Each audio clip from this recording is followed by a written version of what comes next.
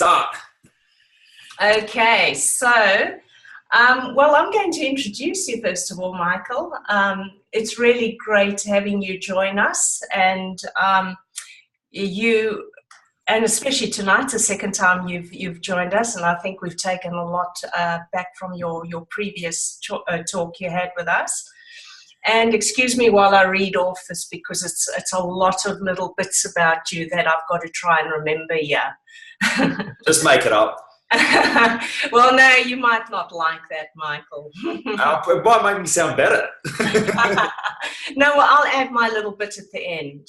Okay. So that everybody sort of knows where you're coming from, and really, are you a renowned transformational expert, also known as the Mojo Master. And I really think if anybody can go onto the Mojo Master Facebook page, Michael does post some really great pearls of wisdom there most days, I think, if not daily.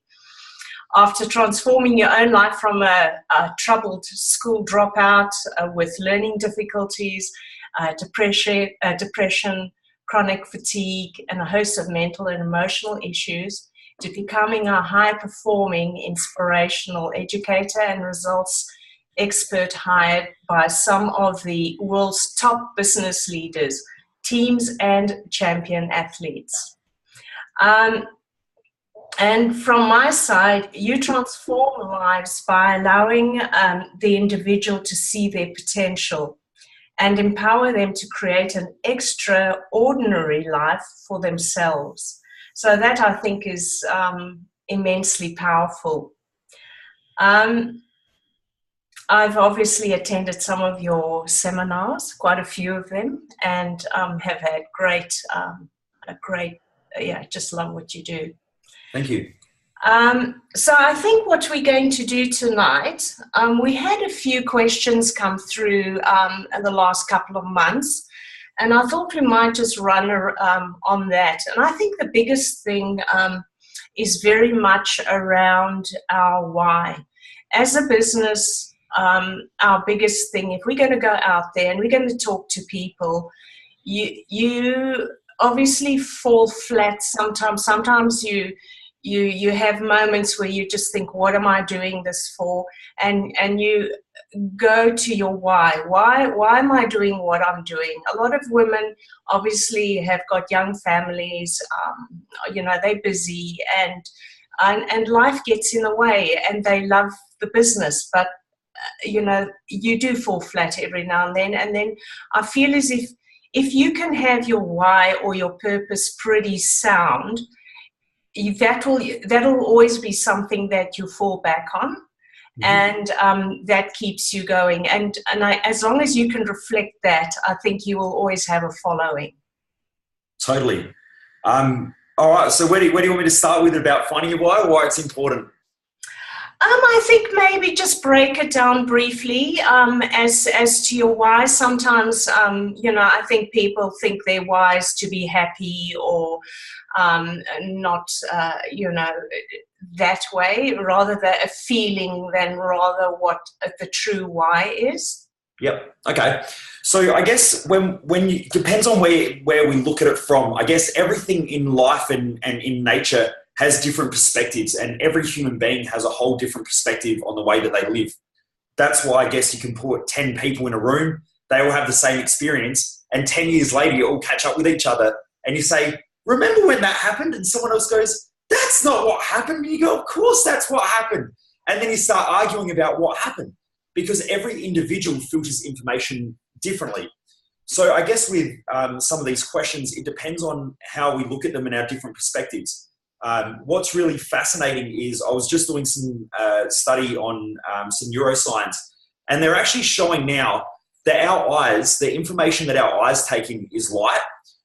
It transforms it to the back of the brain, and then from there it goes to I guess you could say the center part of the brain, which is the emotional part of the brain. But at the same time, 6 to 8 times more information gets sent from the back part of the brain based on our past experiences to that same emotional center of the brain. So no matter what we do, everything that we do in life is really related back to our past experiences. Unless we create some sort of a change in our past perceptions, a lot of people find it hard to change their life. So I guess just to pre-frame where I go with these questions, it depends on how we look at it. But really from I guess it's a way of looking at human behavior is that throughout our lives, we normally start off, especially from when we're very young, trying to avoid pain and to seek pleasure. Now, that's normally known as more of an animalistic instinct. As if we look at animals try to avoid pain and they try to seek pleasure, they try to avoid a predator and they move towards something that they want to eat, which actually makes them the predator themselves. And so in life, the more that we try to avoid things and seek other things, the more that we become caught up in our animalistic instincts. The good thing about, or the benefit of having a life purpose is that we can transcend that. What I mean by that is that we can become something greater than living in that world of where we're trying to avoid things and seek other things, which is mainly an old psychological model. The old model of psychology is that we try to avoid being unhappy and we move towards being happy. We avoid being stressed out and we move towards, more freedom and a relaxed life. But if you look at it, those who achieve great things in life don't live like that. Those who are fulfilled in life don't live like that. That's more what I call, if I refer to the masses, and I don't mean that in a critical way, but it's just that most people will never transcend that level of thinking in their life. They just get told how to live, how to behave. Normally they get frustrated and caught up in drama, or they'll use things like alcohol, food, stress, drama. That's why they watch a lot of TV and the news and things like that, because it freaks them out and stresses them out, and then they become heavily opinionated about everything. But it doesn't really help people achieve a great or fulfilling life. By transcending that and having a greater reason to exist, you realize that both pain and pleasure are part of living your purpose. So every day I have both pain and pleasure. I have both good and bad. I have both stress and times of where I feel free as well. It's all part of the journey. One thing that I will say though is that if you look in nature, there are certain laws that exist in nature, and there's certain laws that exist in all sciences and also philosophy. When we look at those laws, and part of the thing that I study is I look for laws that allow us to achieve at greater levels. Now, if we look at the old psychological model of trying to avoid things and move towards other things, it sort of defies laws of nature, but also laws that govern all sciences and philosophy at their core. Now, some things that I've learned is that if you look at nature, things either grow or they die. Now, that's really, really important to understand, because if we're not choosing to grow consistently in all areas of our life, we actually start to kill off those areas. So you'll see that some people make tons of money financially and their core focus becomes on growing their wealth, but they don't realize that at the same time, they're actually killing their family, or their family model is dying off. And so you'll see families start to fall apart because someone just works all the time and they never spend any time in their family. You'll see other people who destroy their intimate relationship because they work all the time and they never put any energy into their relationship. Or even when they're in their relationship, they're still thinking about work and money. They're not actually present with their partner. So all of those things can cause another area to contract. You can see that for those that don't put energy into their intimate relationship in their family, it can actually start to damage their health due to stress in their relationship. So nature has a funny way of forcing us to grow. And normally pain is actually a byproduct of not creating your own growth and taking on your own challenges. You'll get given pain in life by I guess you could say nature, you could say God, you could say the universe, whatever it is that forces humans to live by a principle that we either grow or die. Whatever that is, pain is a byproduct of us. When it comes from externally, it's a byproduct of us not focusing on growing that area. If we choose to take on challenges and we choose to have a purpose in life, or a clearly defined mission and clearly defined goals, what it does is it allows us to take on the challenges that are fulfilling to us. And it's that fulfillment that transcends that pleasure and pain model. Because whatever you do in life that's fulfilling has both pleasure and pain. It's both, you'll have times of stress and you'll have times of freedom. And I'm assuming, based on what you mentioned before about mums, I'm assuming that there's a fair few mums online tonight. For any mum, they'll understand that in order to love something, including a child, and anytime we talk about doing something we love, from what my perception is of kids, now I don't have kids of my own, but I've got a niece and a nephew that I'm very close to, and I'm very close to my sister who has those kids. And what I know is that for people who have children who love their kids, they'll realize that their kids are both their dream and their nightmare. They give them a sense of freedom at some times, but at the same time, they're a pain in the ass. And I know that for any parent, when you look at a child when they're sleeping, you sit there and you look at them, and all of a sudden your mind goes blank and your heart starts to open. You look at them and you go, this thing is the most amazing gift. But at the same time, there's part of you that just, what looks at them and just goes, fuck, what a nightmare. But at the same time, there's a part of you that goes, this is an amazing experience.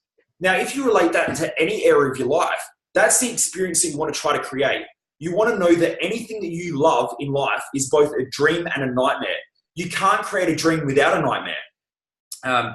And you'll see that in young kids that are over-supported. They can actually start to create their own nightmares because their nightmares create a challenge for them in order to expand and grow mentally and emotionally.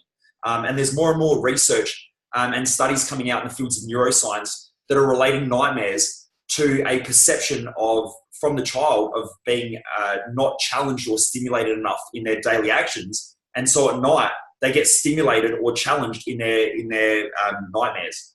So that's quite fascinating, actually.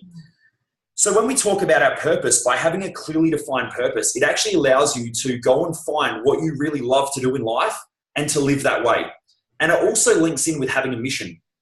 And I'll give you my example. Once I got really, really clear that for me, I love leading an extraordinary life. Now, as a young kid, I got put into special classes. I got told I had dyslexia. I had lots of challenges. I had depression at 15. I got expelled from school and tried to commit suicide. And I didn't really have a reason to exist. I was trying to fit in with everybody else. And I think a lot of people in our society try to fit in. And that's their biggest problem, is that they're trying to fit into the average, but the average is below average. Because what I've noticed is that what I believe is average is that every human being is born to be extraordinary. And anything less is below average. Mm. So most people in our society try to fit in, but they don't realize that everyone else is living below average. Now, if they realize, and I think that every one of us knows that there's part of us, that part of the reason why we criticize and condemn ourselves when we're not living our purpose and our mission in life is because it creates a spark to say, you're better than this. And every human being knows that they can be better. It's an intrinsic system that forces us to grow. Now, if we don't choose what we want to grow towards, that system consistently fights with us to say grow. Now, for some people, they just get really down and really depressed and they feel miserable and they let that crush them. On the other hand, some people get that and they use it to work for them. They say, you know what? I'm right. I'm better than this. I don't need a shitty life like this. It's time to step up. But then the question becomes, what do I want to do? And that's where your purpose comes in. So for me, mine, when I clearly defined it, was to lead an extraordinary life so that I can show others how to lead an extraordinary life. Because I believe that people watch what you do. They don't necessarily listen to what you say. So if you can do it, people will naturally come to you because they're inspired. And I see that, consistently. I'm lucky enough that I've created a very successful business to now where I get to live a life that I want to lead. And a really good example of this is last year I bought a really nice car. So I bought a supercar. And it's something that I've always loved ever since I was a young kid. And it doesn't make logical sense to have that car. It doesn't make sense to have it to impress other people because I drive around. And only a couple of weeks ago, it was really interesting. I was driving through the city and this young guy stopped. I was sitting at the traffic lights. So from anyone in Adelaide, I was on Hutt Street. I was sitting at the traffic lights and this young guy with, his fluoro vest on, his hard hat comes up and they had roadworks on the side of the road. And he came walking up and he put his head down. And he said, mate, I love your car. Like, this is my dream car. And I said, thanks, mate. And he goes, oh, this is just so amazing. And he goes, I love this thing. Can I take a photo? And I said, mate, if you move those witches hats, I'll pull around the corner and you can take a photo and you can sit in it and whatever. And it was just lucky that I didn't have too much on. Because what I realized is that when I'm inspired and when I do inspiring things in my own life, part of my responsibility is to show other people how to be inspired. And that young kid, I think he was 21 or 22, he was inspired by that car. So I pulled the car over, and anyway, I had a conversation with him, and I told him a little bit about my story. And by the end of it, he was beaming, and he told me that he wanted to start his own photography company and all this, and you could see him just light up. And that's part of our responsibility, is that when we do what we love in our life, we start to inspire others to lead an extraordinary life within themselves. And then about 10 minutes later, I was driving down Grenfell Street, and I had the window down. It was a nice day. And this guy yells out, "You rich dickhead." And that was it. So at the same time, no matter what you do in life, when you're inspired, you're going to inspire people. But at the same time, you're also going to get people who resent you. And resentment is a byproduct of people not knowing how to feel inspired. And so they get this thing that comes up inside of them. They don't know how to deal with it because they've never, ever felt it before. And so the only way that they can deal with it is to criticize and condemn others, because it avoids them criticizing and condemning themselves, because they're not living up to their own expectations. So no matter what you do in life, you're always going to be criticized and condemned on living a life that inspires others at the same time. And it's just, you get both sides, you get both feedback on both of those things. But your purpose is important to be able to live a life that's congruent with you. When the guy called me a rich dickhead, it had nothing to do with me. It had everything to do with him. And I knew that because I didn't buy the car to impress others. I bought the car because I love that car. And over time, the more that you live your purpose, the more you do things you love, and the less you do things based on what everybody else wants you to do. And so you become more congruent with yourself as well. So I hope that makes sense. And I hope that has some logical explanation to why it's important to get really, really clear on your purpose. Yeah, and most definitely, I agree with that. It's working through, and I think you summarised that you'll always have somebody that will look at you and want what you've got, but they express it in a different way, and what you look at somebody else is what you express is what you reflect in your own words, isn't it? And that could be awfully negative or whichever way. Now, this is a big subject. I know you do almost a whole day you do 4 days on this. So I'm trying to do it as concise as possible. And it's very powerful work, and I can really recommend it to anybody who ever thinks that they really want to go down that way. So now you've given it to us. Is there something very basic? If you may be struggling with a few things of your why, and you've given it to us to break it down into a simple form. So possibly I'm thinking, okay, so what is my why? Is there something just simple? Because I know, as I said, it is a big topic. Look, it takes time. Part of what I teach in the course that you mentioned, Thrive Time, is that when Michelangelo created David, the statue of David, it was documented that he was once asked, how do you create such beautiful structures or such beautiful sculptures? And he said, all I do is I chip away all the rock that's not David. Now, from our lives, when we're very young, we get from in utero, we start taking on perceptions of the external world. Then when we come out and the umbilical cord is cut, we're our own separate identity. So for any parent who has a child, they know that the child does whatever the child wants. So they start developing their own identity.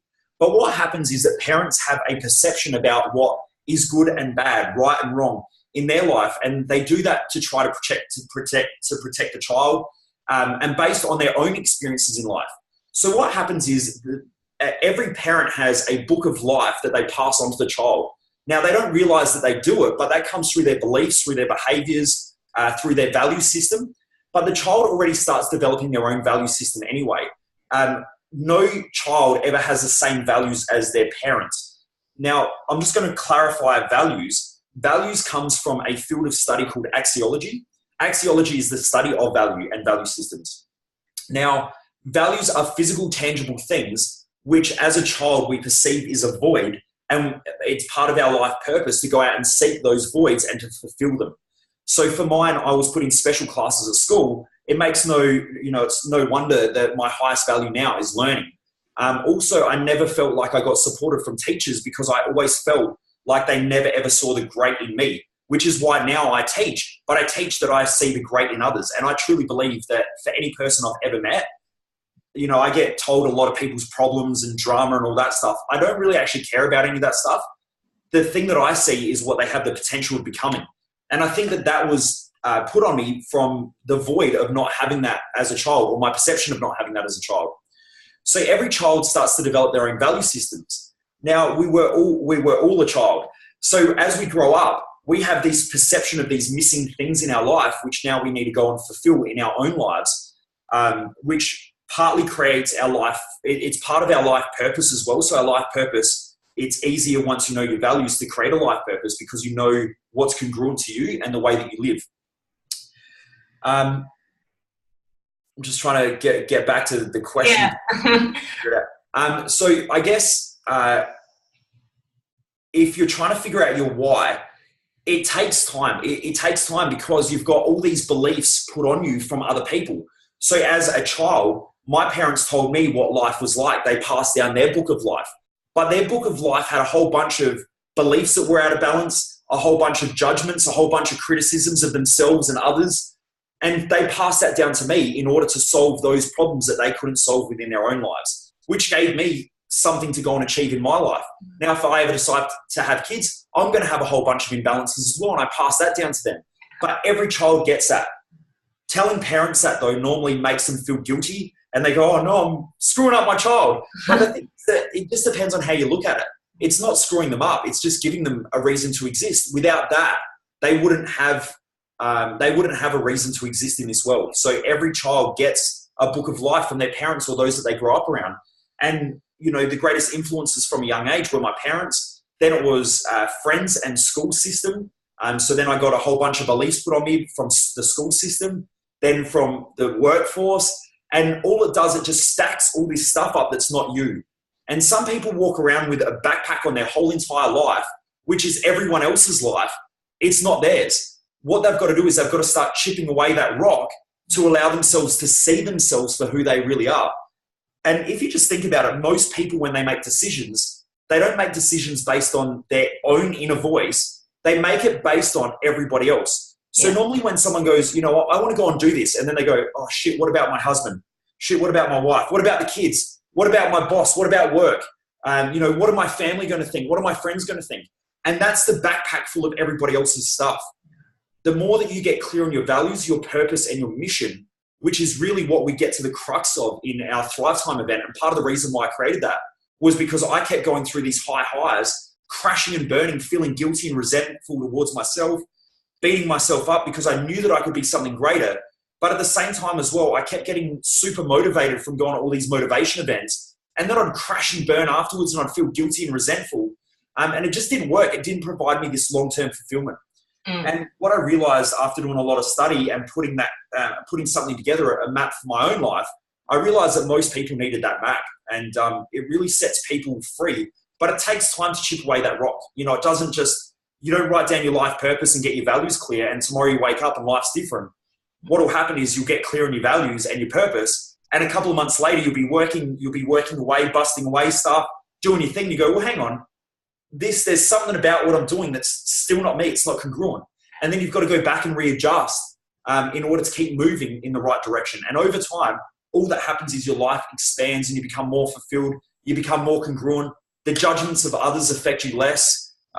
Because no matter what you achieve, what you have to understand as well is that if you're carrying around the backpack of everybody else, you're going to be afraid of judgment and criticism of everyone else. So you're going to play small and you're going to try to fit in with the below average. Now, if you start to achieve more, you're going to get more criticism because you're standing up more above where most people are going to exist. And so it makes it more obvious, it makes it more easy for others to criticize. But at the same time, if you're clear on your why, you don't really care. Like, I know I'm going to get criticized, and I get criticized more now than I ever have in my life. And I used to be heavily afraid of criticism and judgment and worrying about what everyone else thinks. Whereas now, you know, I just reflect back onto the messages that I get on almost a daily basis of someone saying, you know, thank you so much for changing my life, or thank you so much for just inspiring me. I get messages from people I don't even know just saying that they follow my Facebook page, or, you know, they're watching my videos. Now, I've never even met them. that's pretty friggin' awesome. And these days what I do is I actually screenshot them and keep them on my phone. Because on those days where, you know, I end up getting criticized, or, you know, I get criticized by I guess, you know, only recently I got criticized by someone in the media, and, you know, it hurt, and it affected me for a day and a half. And then I went, hang on, this person's not a person that I even care about, nor do I even, you know, they're not a person that I'm going to spend time with, or their head's not in the right space to want to hang around them anyway. Why do I let that affect me when I've got a phone full of messages that show me that I'm on my right path? Why am I going to let someone else dictate that I should play small? Because that's probably what they're doing, and they're just criticizing me for that reason. And once it clicked to me, I went, you know what, I just got to do my thing. And that's really what I want everyone else to do as well that I meet, is just do your thing. Yeah.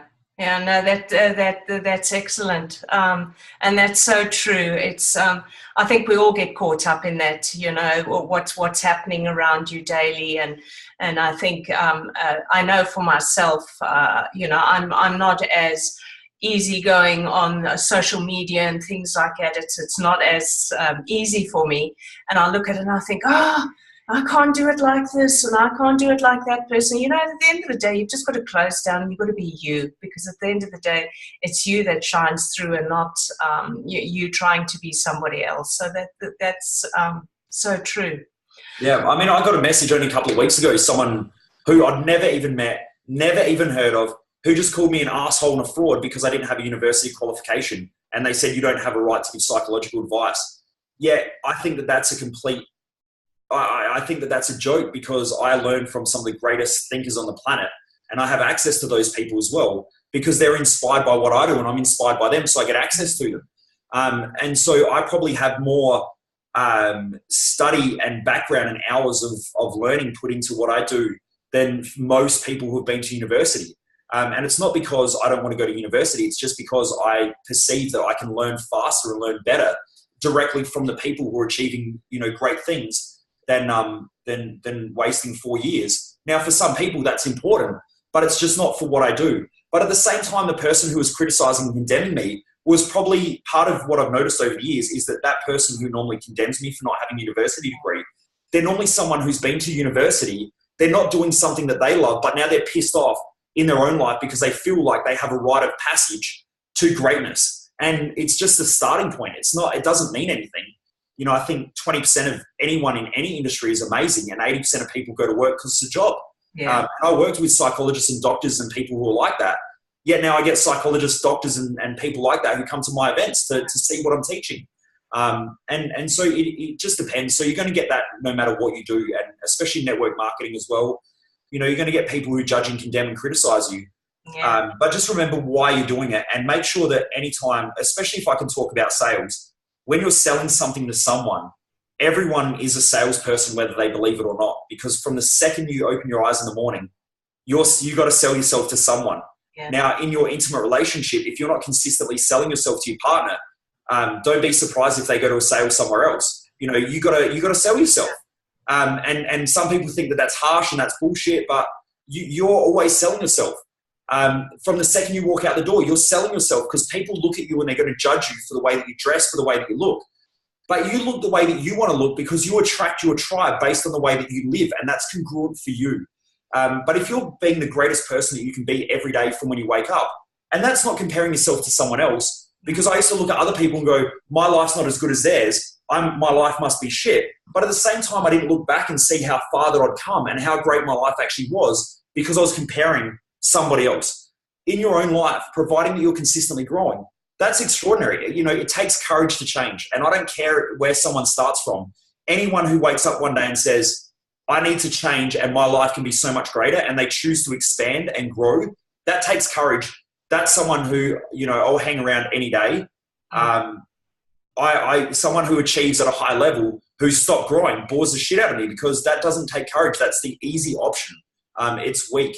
But everyone's a salesperson. In network marketing, though, what I recommend, and in any sales, is that whenever you sell to someone, it's always about them. It's never about you. And if you look at them and you look at their lifestyle and the way that they want to live, if you can actively have a product that you're selling which aligns with what they really truly want to do at their core, what you can do is you align those and you get a win-win situation. Now, most people in life, when they think about sales, they think salesperson wins, other person loses. Yeah. That's a shit way of doing sales. And that's how most people think about salespeople, which is why most people avoid selling. But at the same time, if you think of yourself as a salesperson, even if you're employed, if you're not consistently selling yourself to your boss, again, one day they might shop around and find something better. It's just if you consistently treat your life as though it's a value exchange between people and you help other people live their values while you live yours, then everybody around you becomes fulfilled in what they do. And it's an awesome way to live. Yeah. No, that's great. Yeah, definitely. That's a way of looking at it, and not get sucked up by what's happening around you at all. Totally. So, what I thought I'd do is I'll keep going on with a couple of extra questions as we have them come through. So I'm going to barrel these at you, Michael. Okay. And I'm sure you are quite apt at answering these on the fly like this. I love free flows. That's my favorite. I hate reading from books, and I hate following structures, so go for it. Yeah, I know that. All right. So one of the questions was, how do I stay motivated, getting organized, planning, and sticking to it? Okay. Yeah. This is a really good one because I get asked that a lot, and a lot of people say, well, you're a motivational speaker, but the thing is, I'm not a motivational speaker. What I do is I help people to lead an extraordinary life, and that's what I do. Motivation, I think, is something that comes and goes, and you go through peaks and troughs. The higher the high, though, from your motivation, the lower the low is going to be afterwards. Everything is cyclical in nature unless it's in perfect equilibrium, and that's a lot of the stuff that I teach, which is so different from most people in the self-development, personal development industry. What I think is that if you go back and you study a lot of different fields, like some really great philosophies, and you look at even some great psychologists over the years, and you look at some great fields of study like quantum theory or cosmology, they all sort of have interlinks. And one of those is that everything is always trying to go back to equilibrium and maintain balance in nature. Now, in our own minds, our senses separate things. So what most people don't realize is that, I hear a lot in the spirituality industry that, humans need to be non-judgmental. But humans can't be non-judgmental because our senses divide things, they separate. And that's important for our own evolution. It doesn't mean that everyone needs to critically judge people all the time, but anytime we separate ourselves from something, it's created from a judgment. And that comes through our senses, whether it's touch, sight, sound, taste, smell. We know that things are different. Now, when that happens, our brain creates charges inside the brain. And there's, in 2011 or 2014, there was an amazing study that came out that showed that anytime we have a memory, our brain actually creates an anti-memory or the opposing memory at the same time. And what happens is our perceptions actually take in everything. But based on our past experiences, we divide things and then we say that that's the way that it is. And so everything's only half. There was a big study that came out a couple of years ago, and this has been worked on now a couple more times, where they show that every human being's story in this study, and it was quite a large, extensive study that was peer-reviewed and everything. What they said is that 50% of all of our stories is bullshit. So 50% of everything that we think is crap. The other 50% has some truth to it. The thing is, how do we work out what's true and what's crap? Mm-hmm. It's extremely hard. But that then works into the memory and the anti-memory part is that, and if you look at psychology, they talk about the conscious and unconscious mind. The conscious mind is the part that we're aware of. The unconscious part is the other half that we're unaware of. What I try to do is balance those out so that they neutralize in the brain, which allows you to experience more true love, gratitude, presence, and inspiration. Because when our brain has poise and it's quiet, we're actually present in that moment, which means we can have the full experience of it. While we're in our head, we tend to get caught up in things and then we make quick judgments on things, which separates it, which creates more chaos in our own life. And that's not a great way of living, but it takes time to do that. So when it comes to, having happiness, I don't believe that in life the goal is happiness. I would take feeling grateful, loving what you do every day. And remember, I said that when you look at your child is both a dream and a nightmare. Your intimate relationship, if you love your partner, is they're a dream and a nightmare. part of you when they're asleep wants to kill them, and part of them while they're asleep wants to cuddle them. So there's those two parts in an intimate relationship as well. True love has balance. Elation, which, most people, what they call love is actually passion. And the word passion, if you study etymology, which is the original meaning of the word, means to suffer. And the reason why people in a passionate relationship suffer is because it has high highs and it's exciting, but it normally has low lows as well. When you crash and you argue and you fight, and it's quite, it can be quite crazy. But then it has another high and it's fun. Now, life can be very fun and exciting when you have high highs and low lows, but it can become extremely exhausting as well at the same time because you can burn out. It creates a lot of emotional volatility. Whereas when you have poise and you love what you do, it creates a more of a flow and a balance in life, but it also creates a lot more oxytocin. So there's a lot of love. I would say that on average, the more and more I work on myself and I balance out my emotional states by using one of the processes that I created, Shane, called the process potential, it balances out those perceptions in the brain and collapses them. And so because of that, it allows us to be a lot more freer. Then we have our values, our purpose, and our mission. It allows us to do what we love, but every day you're going to have challenge, you're going to have problems, you're going to have solutions, you're going to feel fulfilled in what you do. But every day, I would much prefer to wake up and do what I love every day and have both sides than wake up and crave happiness and also be unhappy because I'm craving happiness. And so it depends on the moment as to whether I'm happy or unhappy. That's, I think, a shitty way of living. And it's, I used to try that and it didn't work. And all that I found was that a lot of the time I kept telling myself that I was unhappy. And then I kept craving happiness. But normally what I found was the things that gave me happiness were actually sabotaging my life as well. So I used to think that going out drinking and getting, obliterated was happiness. I used to think that, having extremely late nights consistently and partying with friends and going to nightclubs and things like that was happiness. And it wasn't. I thought that food was happiness, and it's not. Because food also made me feel shit about myself because I'd eat things that gave me momentary pleasure and not long-term fulfillment. The more balanced you become, the more you look for long-term fulfillment and not short-term pleasure, if that makes sense. Yeah. It's just a different way of thinking, but you transcend that animalistic way of thinking, which takes time. Like I didn't just wake up like this. It's been a lot of work, but that's why I teach it, because I think that this way is so much more fulfilling and rewarding in life, and you actually really start to love what you do each and every day, and you realize that you just solve problems in life and you create a greater problem, and then you solve a greater problem and you just create another one, and that's called growth. In our life, the only reason why we have chaos is because we don't understand the order within that chaos. So we call the chaos a problem until we can solve that problem, and then we don't call it chaos anymore, and we don't even call it a problem. We just call it part of our life. And if every person on here tonight looks back at your life, there were things that used to stress you out and used to think of problems, but now you don't see them as being problems anymore. But now you've got a whole bunch of new problems, and that's called growth. So if you love your life, you're going to consistently go through that journey anyway of consistently having problems, solving problems, having chaos, creating order in that chaos, and moving forward and evolving. I don't think you ever really get to a place in your life where everything is just the idealistic state, which is what a lot of philosophy talks about, like metaphysics. They give us the end point, which we all try to get to. But the truth is that we never, ever get there. It's just that's where we're aiming for. And that creates the journey of life. Yeah.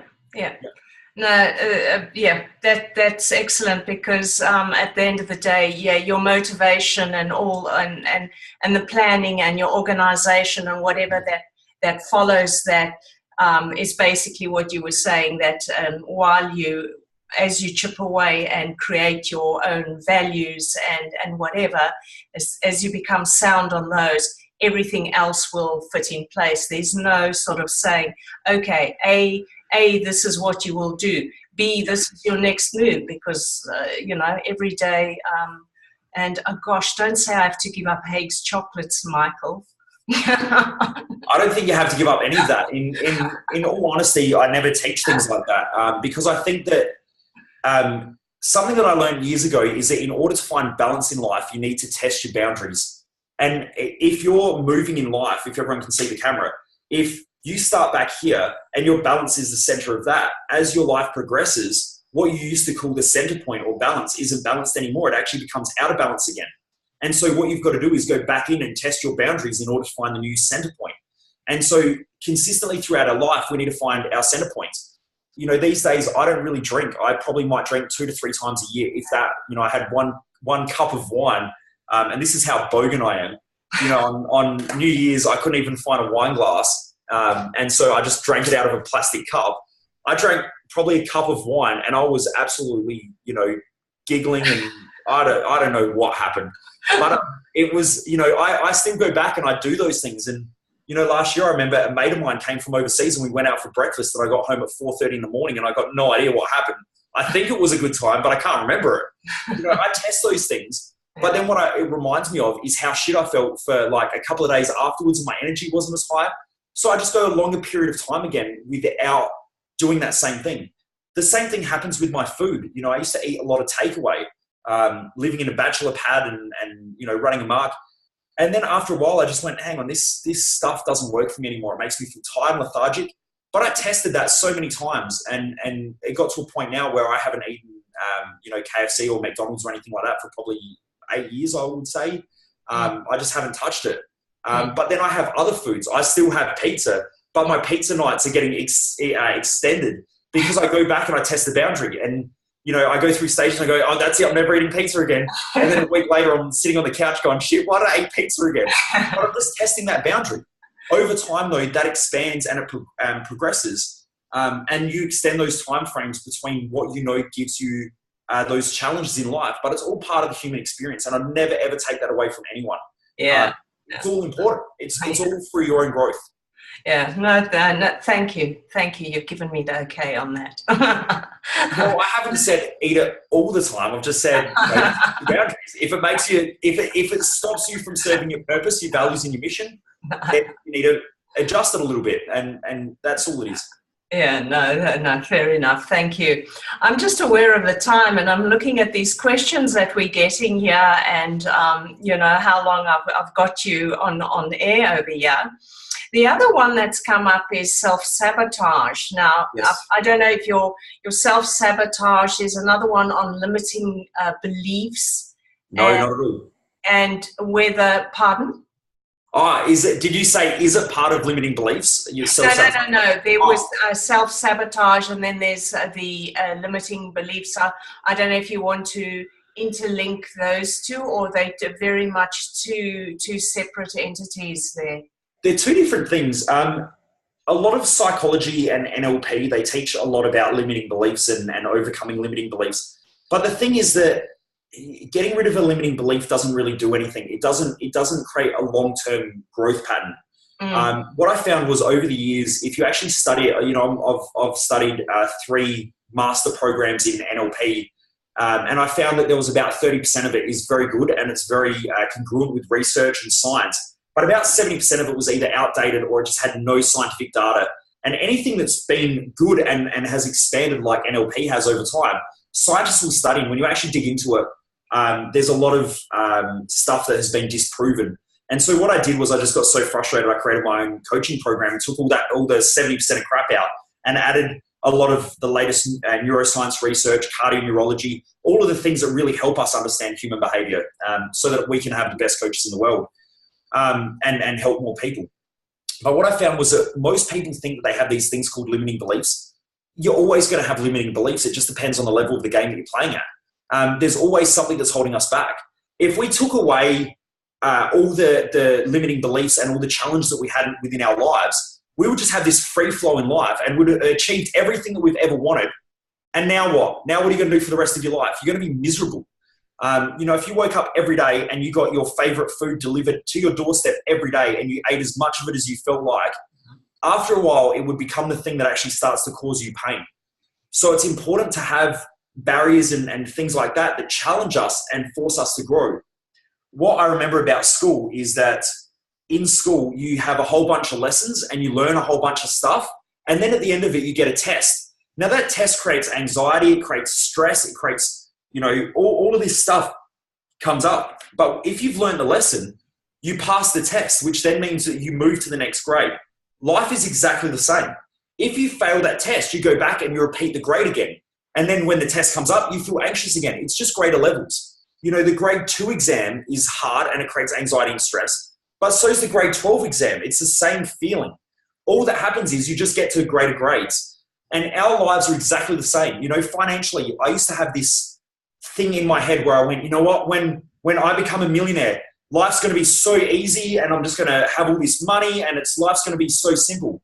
Then I got here. All that happened was I've just got more shit that I've got to deal with on a daily basis. Now I did my insurances today, and I'm going to be walking funny for the next week because it feels like something's been stuck in my backside because it hurts. It's not fun having to pay that much money for insurance. The tax department, every year when they send me my bill, it gets worse and worse and worse every year. But what I know is that if the tax bill gets bigger, it means that we're making more money, which is great. And what happens is as you expand, you create greater challenges. I have a lot of people that think that if you get to a certain point financially, life gets easier, and it doesn't. What happens is if you live your fulfillment and you live congruently with it, you spend more money on doing that stuff. This year, I think I've spent about $80,000 this year on study alone. Now, when I first started, I could never, ever do that. I used to just go and buy a book, and a book was like stretching myself financially. And then after a while, I started going to a few little courses, and that stretched me financially. But what I know is that there's a law called the law of supply and demand. You will not get more supply if you do not demand more of yourself. And that goes for going to the gym. If you go and lift light weights, there's no demand on the muscles, which actually means that by just lifting lighter weights, you actually get weaker over time. By lifting heavier weights, you create more demand, which creates more muscle mass. The same thing happens financially, is that you've got to know how to use and leverage your money, because if you don't do that, you don't keep creating greater demand. I work harder now than I've ever worked, but I'm more fulfilled in what I do. So I love it. Like I wouldn't do anything else. Even when I try to go on holidays, my brain kicks in and I go, I'm bored shitless. I just want to go on work again because I actually love it. Like most people go on holidays to escape their job. I go on holidays to work in a different location because it opens up my mind and I get to think more and I get more clarity on what I want to really do. And that's why I go on holidays, but they're not really holidays. I still work because I love it. I wouldn't do anything else. I just find it fascinating in our society that an Olympic athlete or an athlete goes overseas on a holiday and they train every day and they get called dedicated. But when you love what you do and you go on a holiday and you keep doing what you do, and if that's work in your career and you do that, people call you insane. To me, that doesn't make sense. That's dedication to your love, to the thing that you enjoy. It's for a parent, if they love their kids and their kids are their high value, when they go on a holiday, they'll go, I can't wait to get away from the kids. They go away for a day and they go, I need to speak to the kids again. And then they get on the phone, they have a 2-hour conversation with their kids because they miss them. That's what happens when you move away from your highest value, is that you crave it again. Yeah. And that's why our values are so important. Yeah. But when we talk about overcoming limiting beliefs, you're always going to have them. It's just how you deal with them. Sometimes taking them away isn't always beneficial to the individual. It can actually cause other problems. If I look at hypnosis, for instance, some people, they use hypnotherapy to give up smoking. But smoking is actually a very good strategy to deal with stress because they don't have any other strategies to deal with stress. So they'll consistently smoke as a strategy of dealing with stress. Now you take away their smoking, and now they have to find another way of dealing with stress. Yeah. Unless they've been trained and they've done something like one of my courses, or they've gone and done something that helps them deal with stress better. Some people, they take up eating or they take up alcohol. So now you've just turned a smoker into an alcoholic or a smoker into an eater.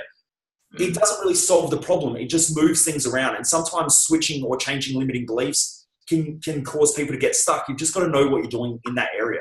Yeah. The greatest thing that you can ever do is get really, really clear on your values, your purpose, and your mission. Because once you've got that and set clear goals, and then you know how to balance out your brain, once you do that, it gives you clarity.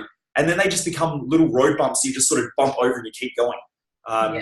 I don't really worry about, to be honest, I haven't thought about my limiting beliefs since I did an NLP course like 8 or 10 years ago. Like I just don't care about them because it doesn't matter. Just do your thing. Yeah, no. Sorry, what was the second question? The self-sabotage. I think that's a big thing for everybody. I mean, we all self-sabotage, don't we?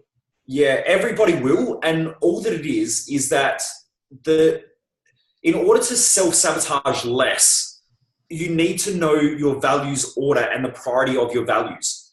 What I find in our society is because of preconditioning, say for instance, I'll use a mum because this is a common pattern. Now, don't write me death threats and hate mail because it's not exactly like your situation. Some people get all like anal about this stuff and hate on me for it. but I'm just generalizing. Now, for instance, there is a lot of pressure in our society on mums to be everything to everybody. Yeah. And we get a lot of them who come to our events and they say, Michael, you know, I feel like my kids need to be my highest value. And I say, well, do they need to or are they? Because they're two different things. If they need to, it's because now you're prioritizing, you're letting someone else's perception become your perception and you feel like that's better than living the way that you want to live. Now, that doesn't help anybody. Now, that parent might also say, no, my kids are number one. Then I go, well, what about your relationship? And they go, no, my relationship's number one also. And I go, okay, excellent. And then I go, well, what about money and finance? And they go, oh yeah, actually my career is also number one. Well, you can't have three number ones. What that means is that person is really confused and they're chaotic. And I could probably almost guarantee that they beat the shit out of themselves mentally and emotionally. And they're in chaos and turmoil because no matter what they do, if they pick work, they're letting their relationship and their family down and their kids down. So they're going to beat themselves up because they feel like they're not being a good mother and a good partner.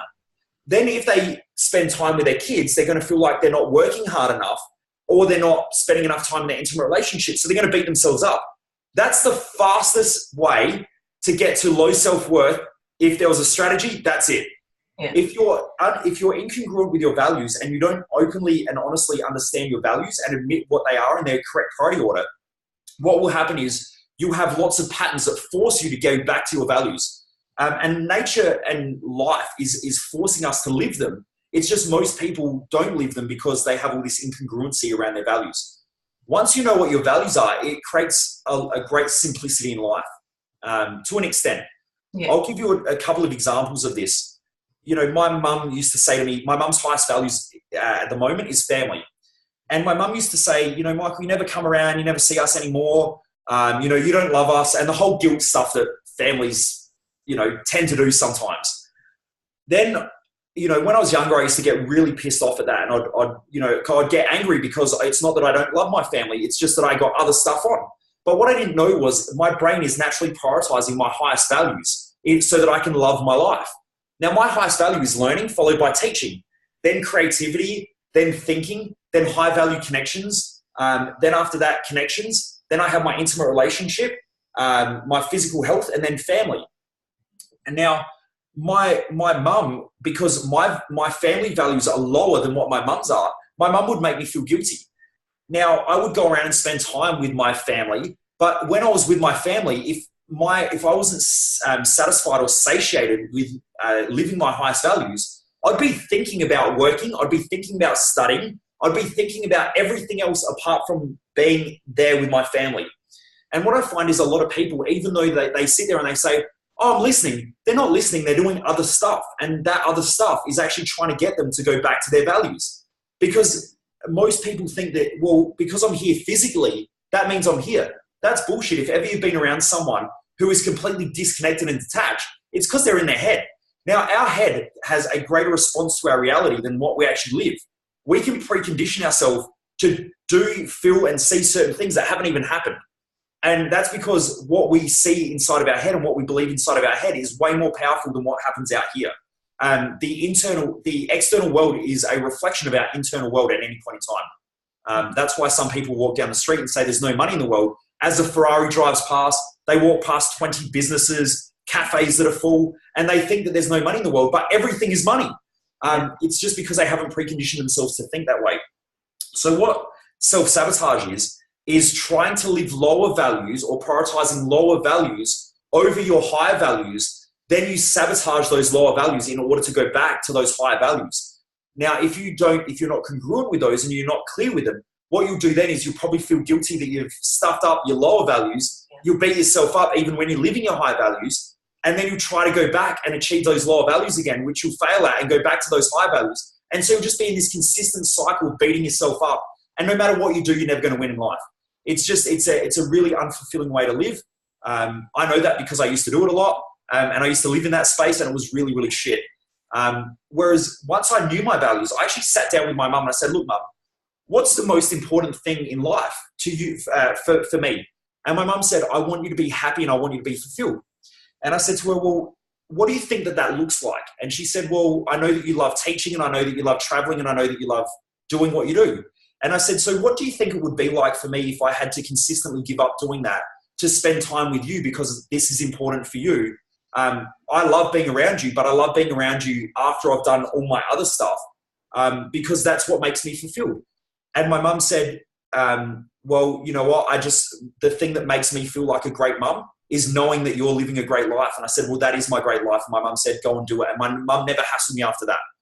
So because I was clear on my values, it allows me to communicate with other people way more effectively. Even in my relationship with Jess, we communicate through values. So we actually sat down and we ran through and we assessed our values. And then what we did was we communicated how we actually help each other to expand those values. What most couples do is that they live in a win-loss relationship, which is, okay, you can go and do this and I will suffer because you're going to do that. And then the other person, after a while, they get pissed off and frustrated, and then they get all angry and fed up. And then they have this expression of whatever that's suppressed. And then the other person feels guilty. And then they go, all right, well, next time you go and do what you want to do. Then the other person suffers because now you're doing what you want to do. And it's a win-lose situation in a relationship, which creates arguments, and when I say arguments, a lot of like explosive arguments where a person, says stuff that they don't really mean, because they've built up all this stuff inside of them they don't know how to deal with and how to communicate. And they don't even know why it's built up. But it's normally just unclear value system, which they're not being able to communicate with the other person effectively in their values. Jess knows for me that years ago when we first started living together, she used to say you spend way too much money on study. Now I tried to cut back on that. And when I did, I turned into a miserable, grumpy old bastard because my fulfillment comes from learning and studying. What she realized is that I actually make more money by studying more. So even though I invest in that, that investment comes back. And by living my values and spending money on my values, she realizes that I'm more fulfilled. And when I'm more fulfilled, I'm a better person to be around, which is what she loves. And I realized that within her as well. So we work together in order to help each other's values to expand, because we're better together when we're like that, if that makes sense. Yeah. So self-sabotage is prioritizing lower values over higher values, and your brain intrinsically wants to go back to higher values. And so it's sabotaging the lower values. And that's what we call self-sabotage. With clarity, you'll have less self-sabotage if you're clear on your values and the values order. Yeah. Okay. No, that's fabulous. Now I'm just aware of time, and I think we've hit our hour already, Michael, with you being on air with all of us. I don't know if I can squeeze another question out for you, or Shane, you should know me by now. I'm happy to go until at least 3 a.m. So you're all right. I don't know if the others are quite that happy, but we might just carry on with a couple more, because we did get ones, and I feel that it'd be good, if we can address a couple more of these. Jess reckons I talk in my sleep, so I'll be talking even though this is done. So if I got people to listen, it makes it even better. So I'm happy to keep going. Okay, thank you. The other one was. All right, this is again probably around our sort of business with the multi-level marketing. We get people who will come and say that, how do I succeed in an area thick of competitors who come to your classes and then go and join someone else? Now, I think you could probably have exactly the same happen in your industry, because boy, there are a few people out there doing all sorts of different self-development and human development, whatever. Totally. Look, I think any industry where there's money is always oversaturated. And what you'll find is that, especially in a time like right now, where we're actually in a very good financial cycle, and we have been for a long, long time in Australia, you'll find wherever money's easy, people will be attracted, because most people are conditioned to think that you go to school, you get a good job, or if you don't go to school and get a good job, you can always just get a job. Even if you drop out, then you go and get another job. But it's all about this thing called money. I was preconditioned by my mum, who had me at 17 years of age, and my dad was 19, and they were quite young, and they struggled quite a lot financially when we were young. And, my mum always used to say, do really well at school so you can get a good job, so that then you don't have to struggle financially as an adult. Now, a lot of people in our society are conditioned to think that way. So what you'll find is that anywhere where there's money, and anywhere where there is an opportunity to have an easier life, people will naturally flourish to it. And, I saw that in the personal training industry when I was working in that years ago. I loved being a personal trainer and I still train heavily. In that industry, I just saw it getting saturated because people would come into the industry, think that personal trainers just sit on the grass on like a 25-degree day and you teach people how to train and you create friendships and you get paid for it and you make good money. What they didn't realize was that it pours down with rain in winter, especially in Adelaide. In summer, it's so friggin' hot that most people die if they're out in the sun exercising. And so really you only get maybe a couple of months where it's actually really nice weather, and their fantasy plays out that way. But when they realize that it's a lot harder than that and that they've got to sell then, they've got to do all this other stuff, then what I used to see was that, all these new personal trainers would come in like every 3 months. These new personal trainers would come in and a whole bunch of personal trainers would leave again, never to be seen again. And so I think a lot of people are searching for something, but they don't really know what it is. So every industry, I believe, is saturated, especially if it's fairly easy to get into. And network marketing is, the coaching industry is. But the thing really is that when you know that you love it, you'll stick at it. And that's what helped me achieve in the personal training industry. I won lots of awards in South Australia and I was financially abundant in that area. But it wasn't because, I thought about making money. It was just because I loved what I did. And because I loved what I did, I worked my ass off. And it's the same as in this industry. I would say that I'm probably one of the top earners in the country. There are lots of people out there who teach coaching courses who make lots of money because they convince people who are unaware that it's easy to become a coach. And so they teach them how to become a coach without actually ever being a coach. And that's how they make all their money. I've got a very good client list. So I have over $1 billion worth of clients at the moment. And I only have 10 clients that I work with one-on-one. And so I get some really good clients, but it's freaking hard. Any industry that you get into is freaking hard. If you don't love it, go and find what you love.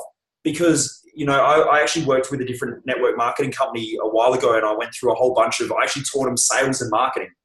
And I got some good feedback, some really good feedback from people who'd been at it a long time. And they said, Michael, we need to flush out. Because they knew that their teams were being built on this fantasy. And things that expand based on a fantasy contract just as rapidly. And you'll see businesses that expand fast contract fast if the foundations aren't laid correctly. And in network marketing, there can be a challenge where some people get into it because they believe that it's easy, they're going to make money, they don't really have to work, they don't really have to do anything. And because of that, their team might build really, really quickly and then it expands and crashes. I've got some of the heads of Kayani here in South Australia who are my clients. And I caught up with them a couple of weeks ago. And they're really struggling over here because they had a whole bunch of teams that were built on a fantasy and it crashed and collapsed.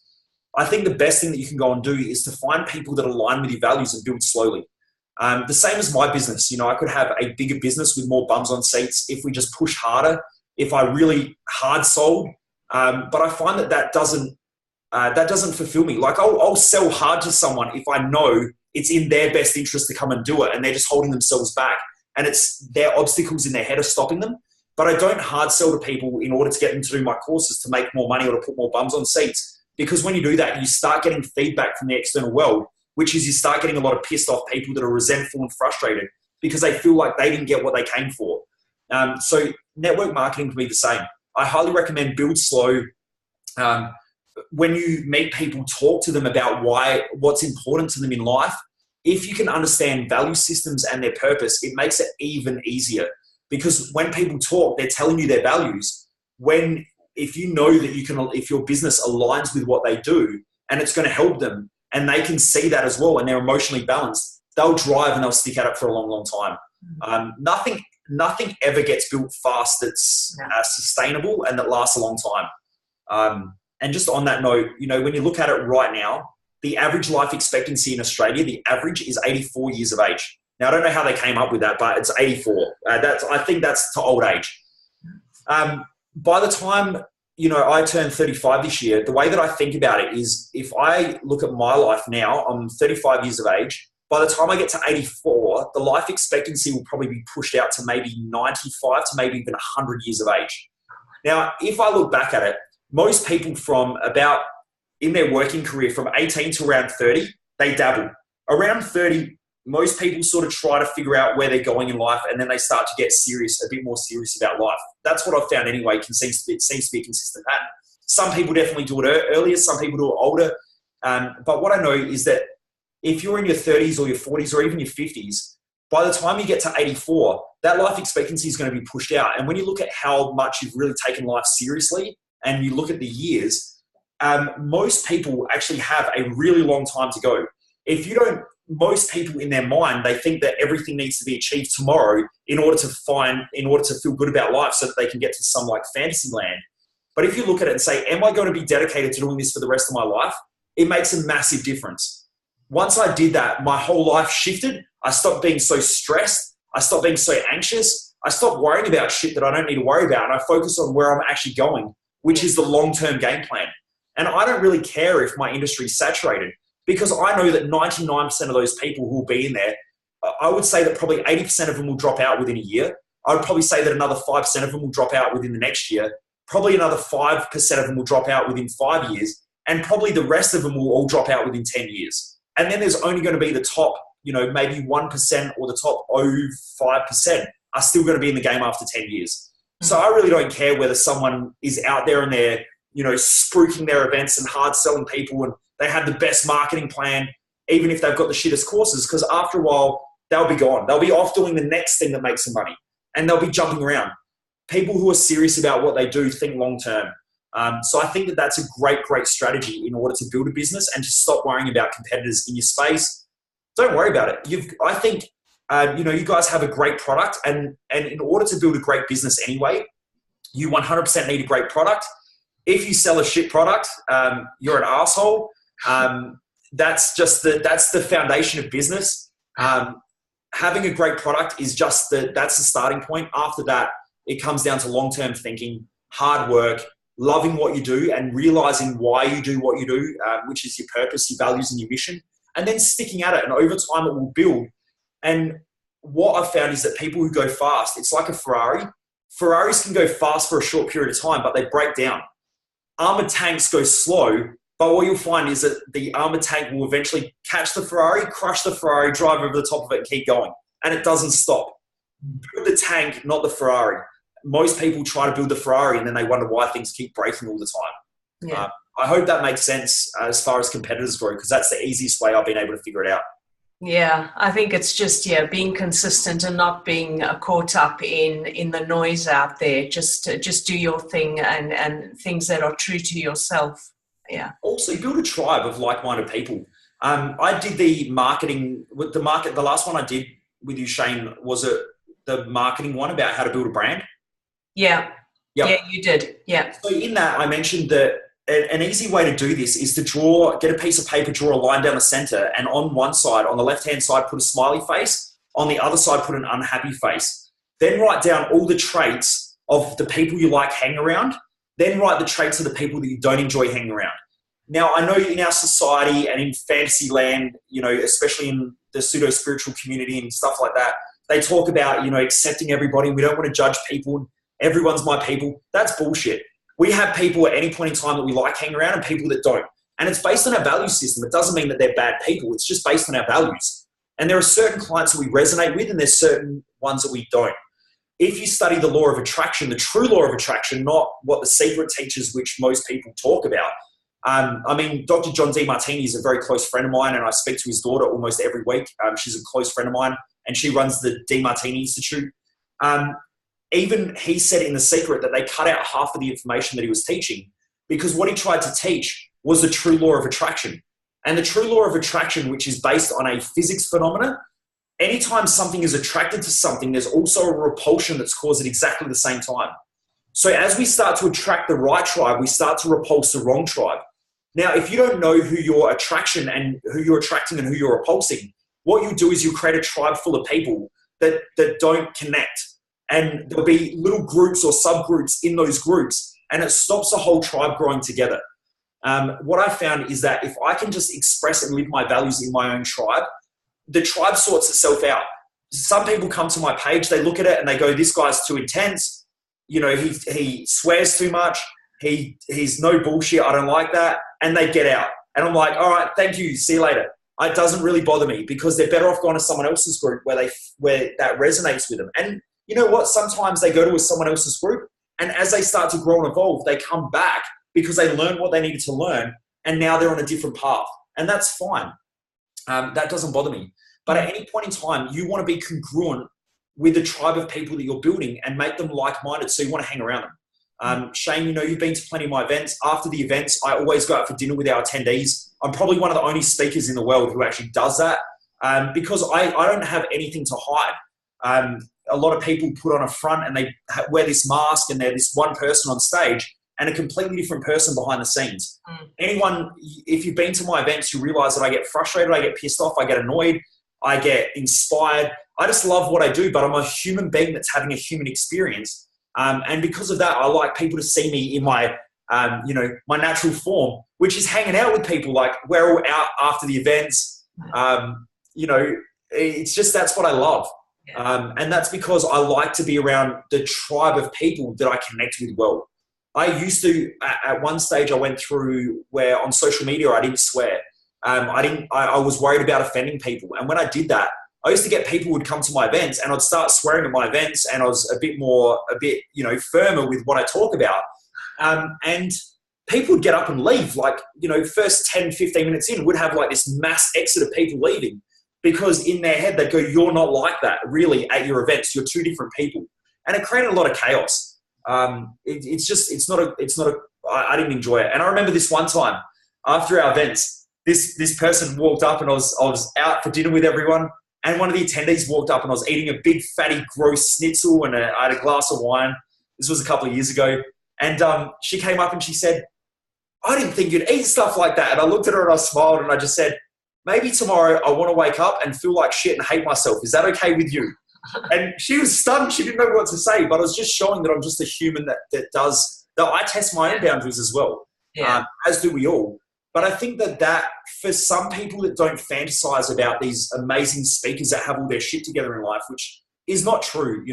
I get to hang around a lot of high-level speakers, and I guarantee you they're just people. They're normal people, and actually some of them are way different people than what you expect on their stage. And I just think that that's incongruent. If you're going to teach one thing and behave another way, I don't know about that. Like, just be yourself.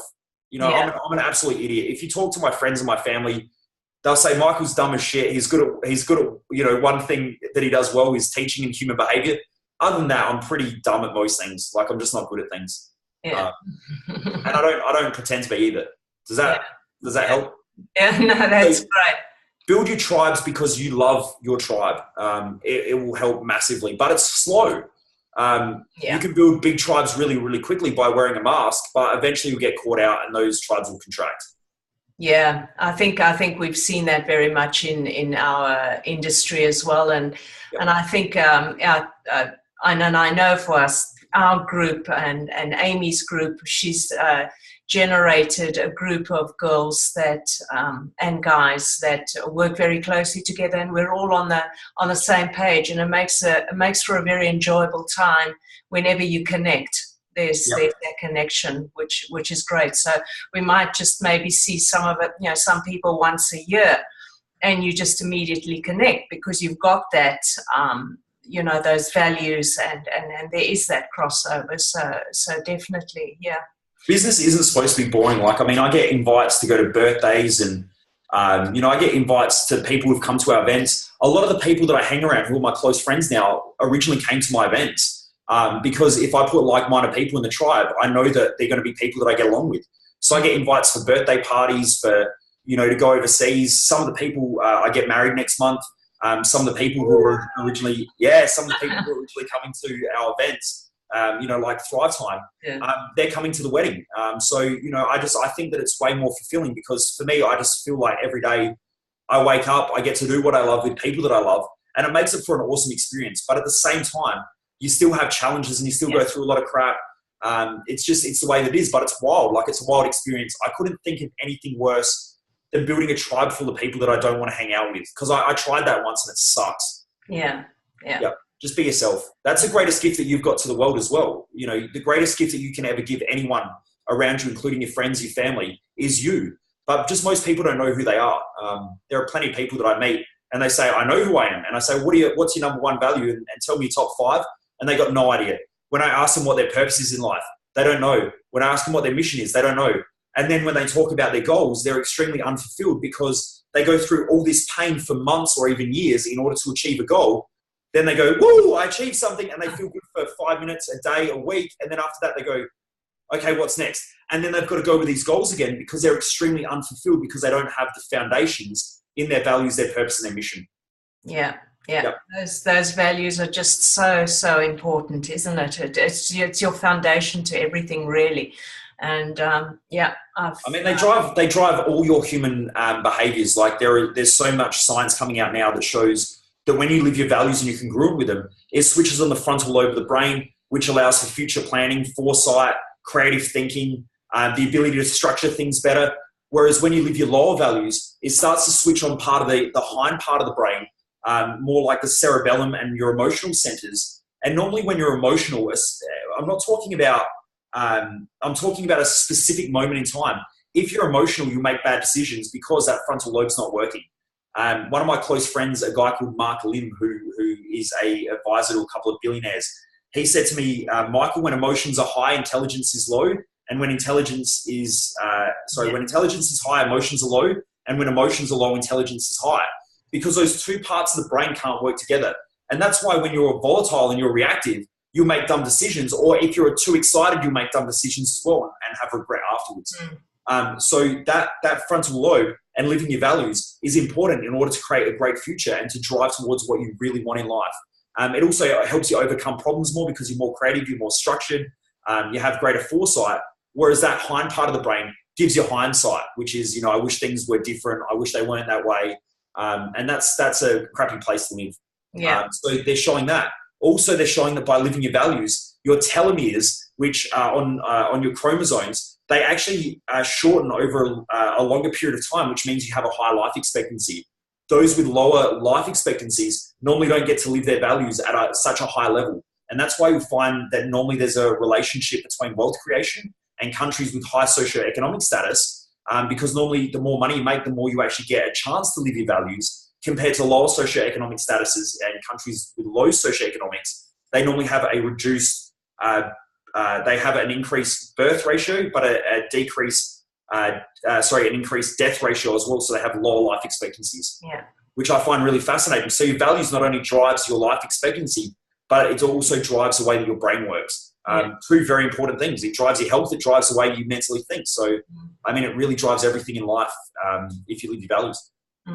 No, that's fabulous. Well, what we're going to do, I think we'll call it a night now. Otherwise, I think you and I are going to sit chatting until midnight here. And I'm not too sure about the participants. I haven't heard anybody say, no, this is enough, no more. So, I might squeeze one more in, and those that drop off, it'll be you and I speaking to each other. But so far, we've had a good bunch of people in listening. So, I've just got it's been fabulous. Thank you, Michael. Awesome, my pleasure. If anyone's got any questions as well, if anyone's got questions afterwards, they can ask me on the Mojo Master Facebook page, and I'm more than happy to answer them. Just private message me and I'll answer them, or ask them and I'll keep going. If depends on how long you want me to talk for, because I'll just keep going for days. No, I know. All right, I'll do one more with what it says here, how to balance work.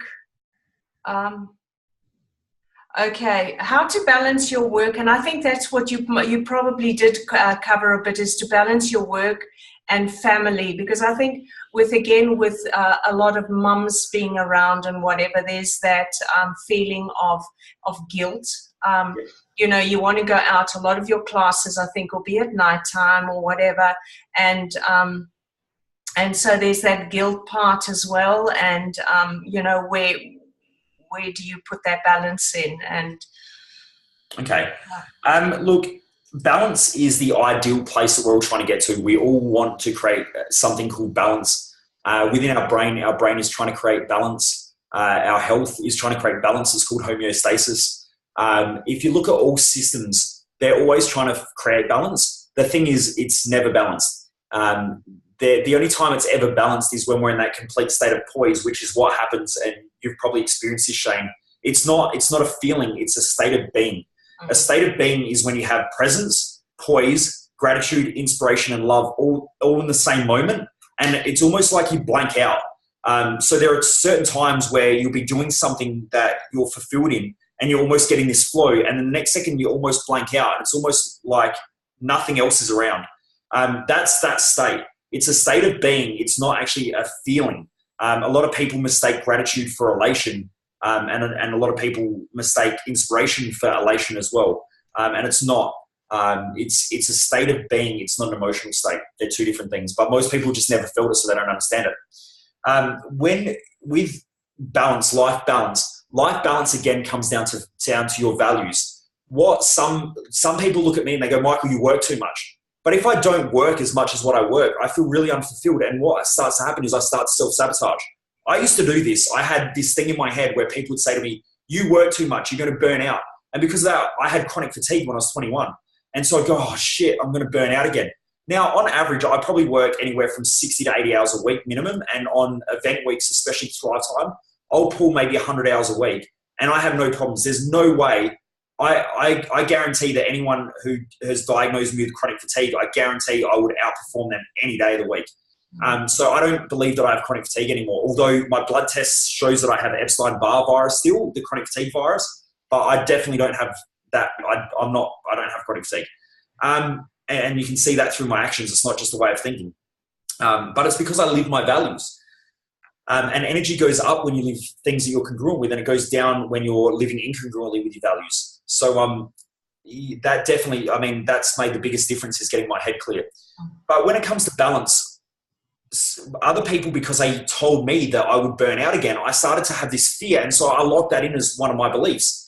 So I would finish work off, I'd finish at like 7 o'clock at night. Whereas, when I first started the business, I was used to working till midnight every night. So I'd sit on the couch at 7 o'clock. I'd start flicking through the TV. 10 minutes later on Facebook, scrolling through it.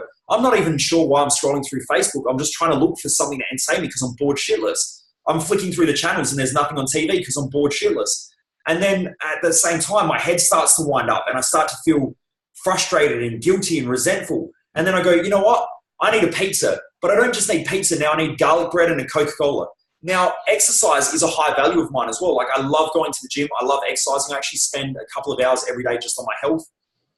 And so all of a sudden now I'm destroying my health because I'm sitting on the couch, drinking Coke, eating a pizza, eating garlic bread, which I'm gluten intolerant, feeling like shit, beating myself up, scrolling through Facebook, sabotaging my time because I'm bored, because I let someone else tell me what is life balance.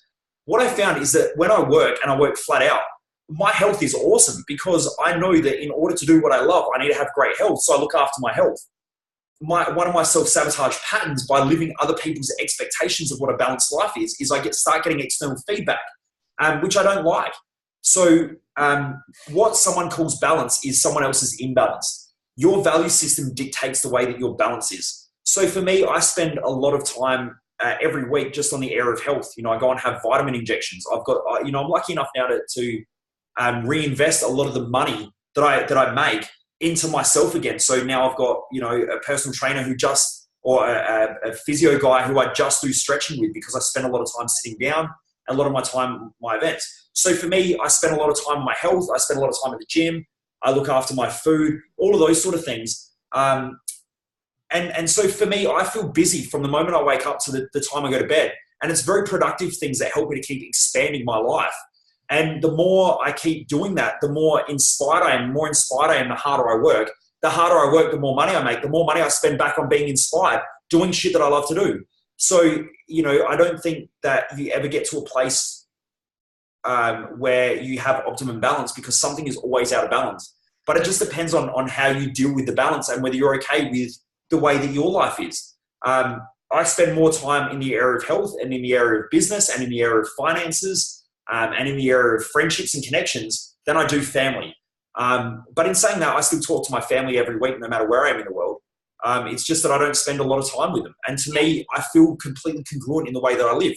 Someone else with a high value of family, they might look at my life and go, what an asshole, never spends time with his family, You know, I miss out on my nephew's birthday and my niece's birthday the last couple of years. But in saying that, for me, I feel like I'm showing them what inspiration looks like. And that's the greatest gift that I can give them more than being there. You know, I hope one day they look at me and say, look at what Michael did. Michael grew up with all the challenges in the world, especially my nephew. He's very hyperactive. He loves moving. And I think he's going to create a lot of challenges at school. He's very inquisitive. He actually reminds me a lot of myself when I was at school. I was very inquisitive and loved to move. But I was punished for that. And so I didn't fit into the schooling system. I think he's going to have a lot of challenges at school. If I can show him how to live an amazing life, even not having the best schooling, going through an amazing school system, I hope that helps him expand. So that's my gift to my family. Some other people might spend 80% of their time on family, 10% of the time in their health, and 10% of the time on relationships. And to them, that's complete lifestyle balance. Just some that would make them feel like shit. So you've got to define not only what your values, your purpose, and your mission are, but also what balance looks like in the mastery of all the areas of life, because they all interlink into each other. You know, if there's incongruencies in the way that you live, you'll find that you start to destroy bits of your life. Whereas for me, my family is awesome. You know, I'm not saying that to gloat, but they you know, I'm very lucky to have an amazing supportive family. And that, you know, that they function well when I function well. So, you know, that's the way that I live, but everyone's got to define their own balance and the way that looks in life as well, and the way that they live congruently with themselves. So, yeah, knowing yourself is the greatest gift that you can give yourself. There's no greater gift. No money will satisfy you if you're living incongruently. Yeah. No family or no amount of kids will satisfy you if you're living incongruently. No intimate relationship will satisfy you if you're living incongruently. It's all about you being congruent. All of those areas will be a direct reflection of the way that you live. If you're emotionally unstable and you've got a lot of crazy shit going on because you're not living congruent with who you are, again, it's just going to cause a lot of volatilities in other areas, whether it's your intimate relationship, your family, your health, and so on. Yeah. No. Okay. No, that is, it's just that whole balance thing, and yeah, it'll be there, and I think that's where, as you say, you've just got to try and figure that out according to your values. And yeah. I suppose that's where, yeah, and that's the big thing, isn't it? It's where you get into that, just realizing that everybody in the family or your family members is discussing your values with the family. Yeah. Making, I mean, I've come to this realization a lot later. Mm-hmm. But I think I've probably been living them without really having a lot of that put into words. And if the whole family understands each other's values, that support is there, isn't it? I mean, you cannot all have the same values. Oh my God, that would be a bit boring. But yeah. Well, you won't anyway. I mean, no. The old psychological model said that parents teach their kids their values. That's incorrect. That is completely incorrect, and that's been proven consistently over the last, I think probably over the last 20 years. But it's still taught heavily. Your value systems are created from your own perceptions from a child. Yeah, no, That's true. No, okay, Michael. I think we'll call it a night. And awesome. Thank you so much for joining us, and some valuable and amazing stuff. Thank you very much. And yeah, we'll touch base again. My pleasure. And thanks to everyone else for tuning in as well. I know that it takes a lot of courage and it takes a lot of energy, especially this time of night, to tune in, to want to learn and want to grow. But I think that that's an amazing gift in life if you're committed to doing that within yourself as well. So thank you very much. For allowing me to live what I love, and also as well for you being on here tonight as well, and prioritizing your own growth and your own personal learning. Yeah, no, we've got some super thank yous from everybody. Thanking you very much. My pleasure. And also, if anyone wants to send me any messages, or even if you want to send me hate mail or death threats, head across to the Mojo Master Coach Facebook page.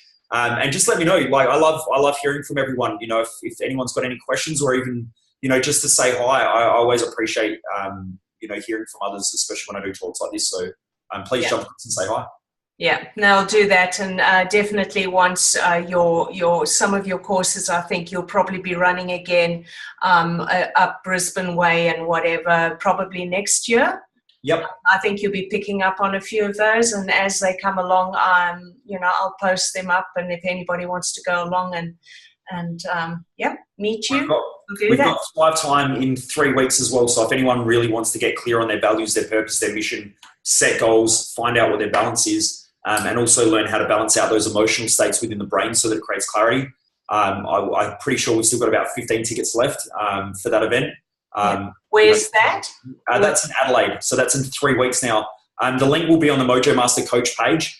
You can jump on there, or it's thrivetime.com.au. So it's www.thrivetime.com.au. I think payment plans start from like $69 per week, and you don't have to have it paid in full. I trust everybody to pay. Some people disappoint me, but most people, I know that if they come to the event, they're going to want to grow, they're going to be inspired, and they will, stay on that payment plan until the course is paid. So, you can still come along if you choose to. Yeah. No, thank you. And definitely I'll let the others know once you've got your courses up and running next year up Gold Coast Way and up to Cairns and across whatever. That'd be amazing. Thank you very much. Thanks everybody. I appreciate it. Okay. Bye-bye. Thanks for having me. Bye.